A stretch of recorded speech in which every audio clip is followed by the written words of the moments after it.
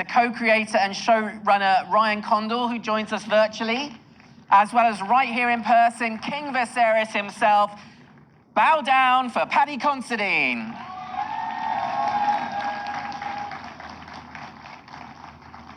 Put you right here. Hello. And there's Ryan. Hello, Ryan. Hi, Ryan. With his little toy cabinet. What you got, Batman toys? Hi, Paddy. We got him down here as well, so you don't have to crane your Hey, neck. Ryan. Oh, that's, thank God for that. How are you? Good. Right, before we kick off our conversation, first of all, I want to make sure, I'm sure everybody's seen the show already, but if you haven't seen the show and you're planning to see the show, the clip you're about to see is quite spoilery. Let's roll the clip.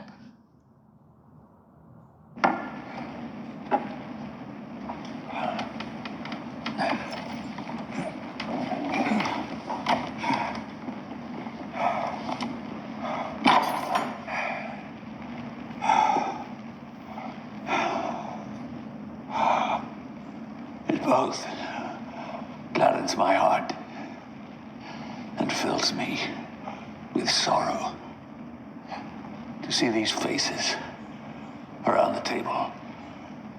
The faces most dear to me in all the world, yet grown so distant from each other in the years past.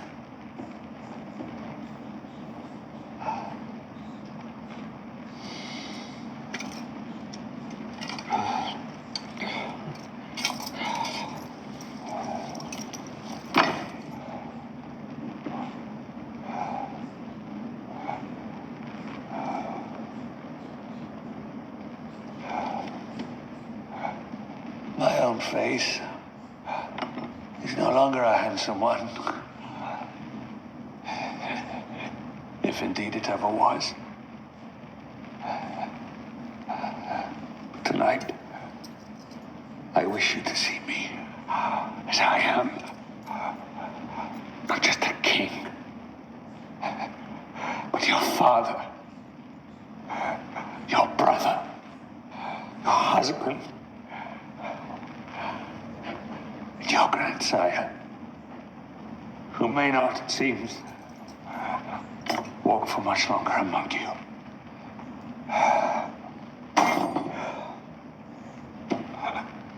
Let us no longer hold ill feelings in our hearts.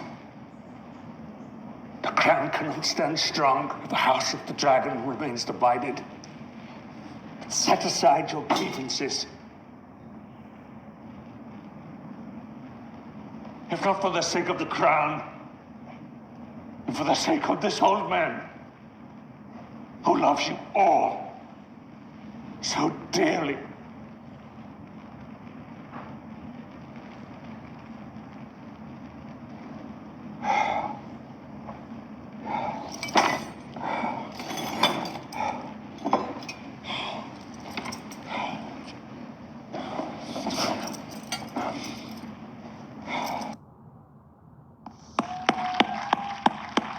Poor Viserys. I mean, King Viserys, you know, of all the rulers that we've seen sit on that throne, I think has to be my favorite, because I think he's the only one who isn't despicably evil in some way. Like, he's a good man. Yeah. It's very rare in that world and in those stories that somebody on that seat is somebody that isn't driven by power. And that was one of the things I really loved about the character, that people kind of perceived him as weak, but I loved those qualities about him, that he wasn't seduced by power, and he didn't abuse his privilege as a ruler either. He was very honorable about his history and where he was from and where he stood in the lineage. So I thought that was really different for that world, actually. Well, and Ryan, I mean, maybe you could give us a little insight into, you know, how you wrote this kind of extraordinary journey that we go on in this season, from really, like, you know, Viserys' ascension to the throne all the way through to his death. What were you excited about with this character specifically, and you know, how did you structure that in such a way that, like, you know, it didn't feel unsatisfying. That were like, because there are so many like time jumps and all that kind of thing going on. Yeah, I mean, it was very tricky to structure all of that, but we started with the desire to portray this very complicated character who we always said was a really good man, but was not a good king. And the reason for that is because he actually is quite a modern politician. He's not quick to move. He takes consensus. He finds the middle often, and those are just aren't qualities that work in a feudal medieval society, but are things that we look for, I think, in our contemporary leaders. And we were really excited to populate this world with a character like that. And as Paddy said, there's a certain sort of weakness seen in that, but we wanted to see that portrayed with strength. And that was the tricky part, and that's the thing that Paddy did so wonderfully. He brought the dragon into the role, and carried this burden over these the many years that we followed him in the first stories. So the trick was really to show this generational conflict that began with Viserys' generation. He and Otto Hightower, his hand, and then was passed on down to their children in Rhaenyra and Alicent, where they were young women and were used as pawns in this Game of Thrones. And then as they grew up and became adults and then had children of their own, how this bitter rivalry and this grasping for power gets passed on then to their children. So it's a 3-generational story, and we needed to get through that in the course of one season so we can get onto to the Dance of the Dragons. Absolutely. Well, and Paddy, like, I have to ask, I think we see very physically in Viserys the way that he is chipped away at by the people around him, and all the way to the end. And we got a sense of that in that clip there.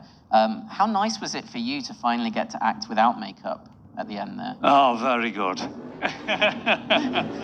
No, but tell me. Very good, Joe.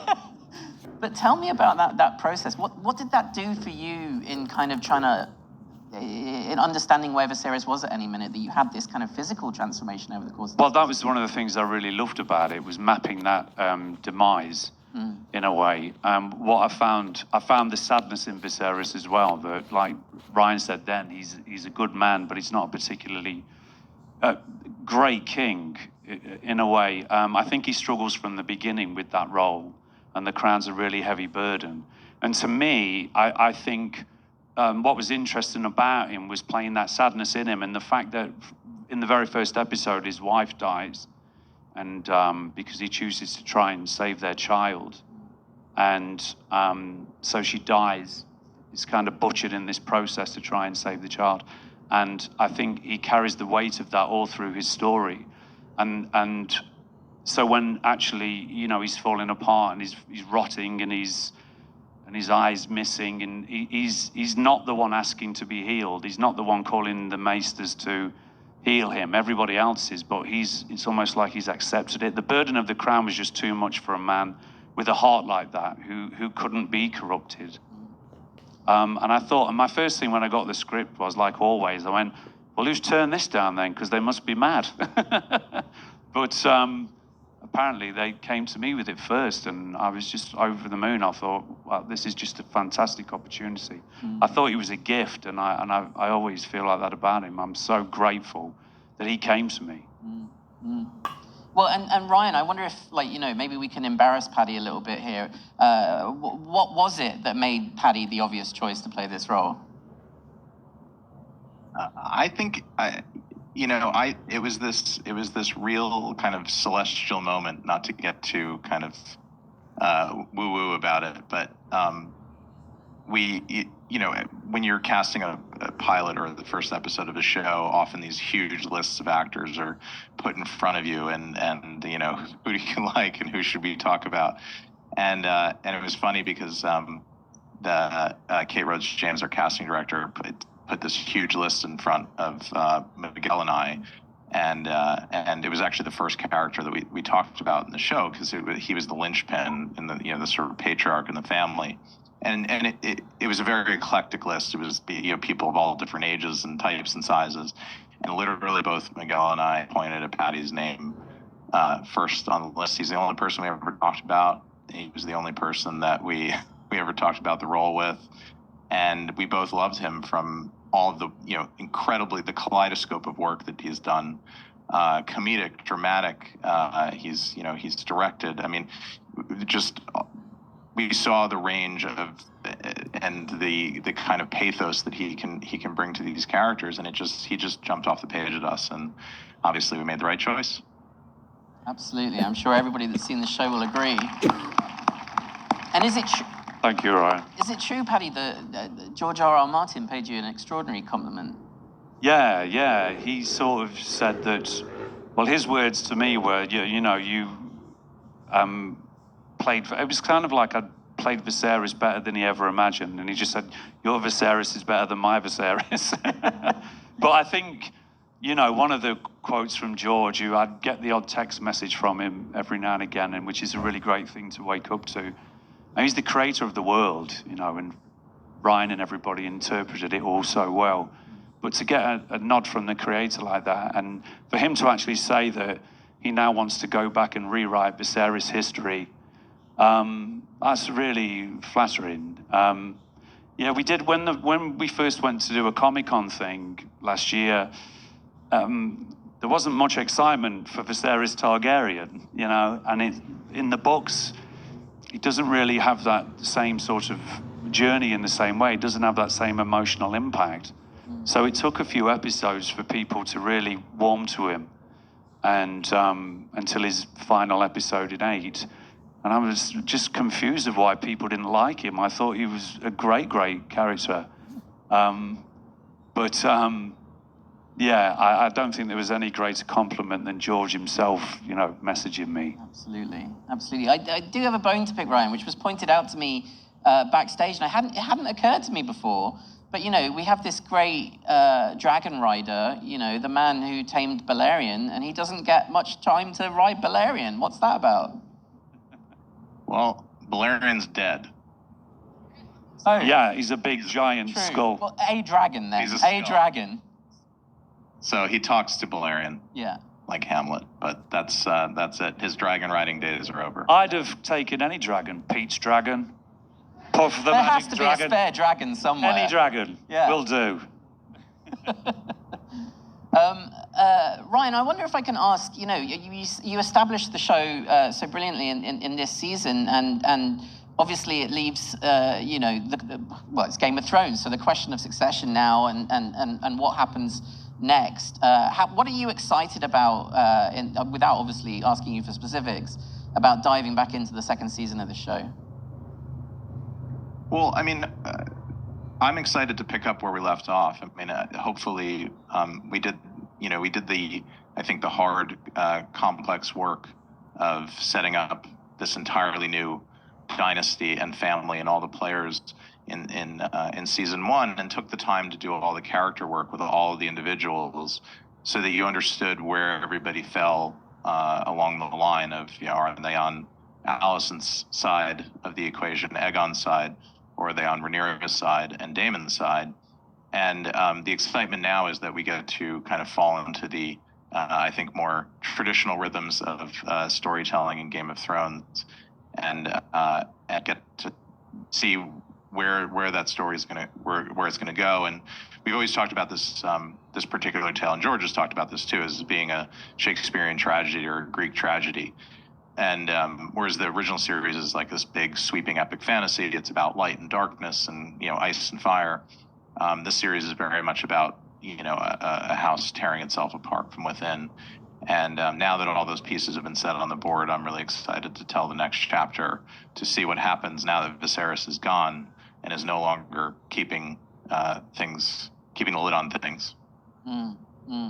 Well, and Paddy, for you, you invested so heavily in this character. I think, that's clear from the performance and from the way that you've talked about it. I wonder how you feel it's gonna be for you now, just to be able to watch the show without having to take part in it. I'm not watching it. I'm too jealous. I'm too envious. But no, it'll be great. The great thing about it as well, there is a bit of a sadness when everyone's going back to work and you're not a part of that. You know, and I did feel a little bit of envy with it, but the story was told, and I'm glad that they didn't drag Viserys out, because I think the fact that it was so sort of, you know, put into 8 episodes, it just sort of made his arc all that much stronger. So, you know, I'm happy. I went in that world and did my thing and walked out of it again. But I wish everybody the best. I love everybody. I made so many friends on it. You know, Ryan's a great guy. We've got to become friends. He buys me nice presents every now and again, don't you?